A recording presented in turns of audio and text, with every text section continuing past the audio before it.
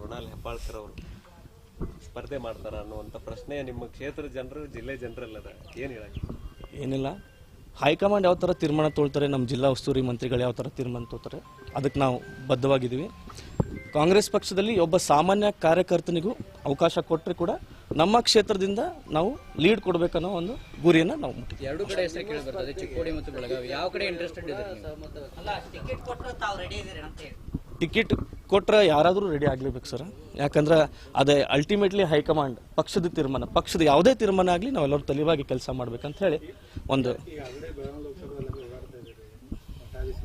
ಹೆಂಗಿದೆ, ಏನಂತಿದ್ದಾರೆ ಜನ? ಮುಖಂಡರನ್ನ ಭೇಟಿ ಆಗೋದು, ಮಠಾಧೀಶರನ್ನ ಭೇಟಿ ಆಗೋದು ಗುರಿ ಏನಂದ್ರೆ ನಾವು ಈ ಸರಿ ಕಾಂಗ್ರೆಸ್ ಪಕ್ಷದ ಬಾವುಟನ ನಾವು ಬೆಳಗಾವಿ ಪಾರ್ಲಿಮೆಂಟ್ನಲ್ಲಿ ಹಾರಿಸಲೇಬೇಕು. ಶತಾಯಗತಾಯ 5 ಬಾರಿ ಇಲೆಕ್ಷನ್ ಆಯಿತು. ಲಾಸ್ಟ್ ಇಲೆಕ್ಷನಲ್ಲಿ ಬರೀ 2,000 ಮತಗಳ ಅಂತರಿಂದ ನಾವು ನಮ್ಮ ಸೀಟನ್ನು ಕಳ್ಕೊಂಡ್ವಿ.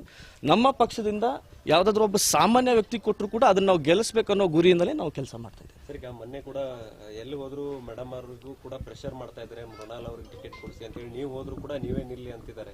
ನಿಜಾನದು? ಜನರ ಆಶೀರ್ವಾದ ನನಗೂ ಒಂದು ಖುಷಿ ಮನಸ್ಸಲ್ಲಿ. ಯಾಕಂದ್ರೆ ಇಷ್ಟು ದಿನ ಕೆಲಸ ಮಾಡಿ ಜನರ ಬಾಯಲ್ಲಿ ಈ ಥರ ಬರ್ತಾ ಇದೆ, ನಮಗೂ ಅದನ್ನು ಮನಸ್ಸಿಂದ ನಾನು ಖುಷಿ ಪಡ್ತೀನಿ. ಆದರೆ ಇನ್ನೂ ಗುರಿ ಭಾಳ ದೂರ ಇದೆ. ಇಷ್ಟು ಬೇಗ ನಾನು ಯಾವುದಕ್ಕೂ ಕೂಡ ಪ್ರತಿಕ್ರಿಯೆ ಕೊಡಲ್ಲ.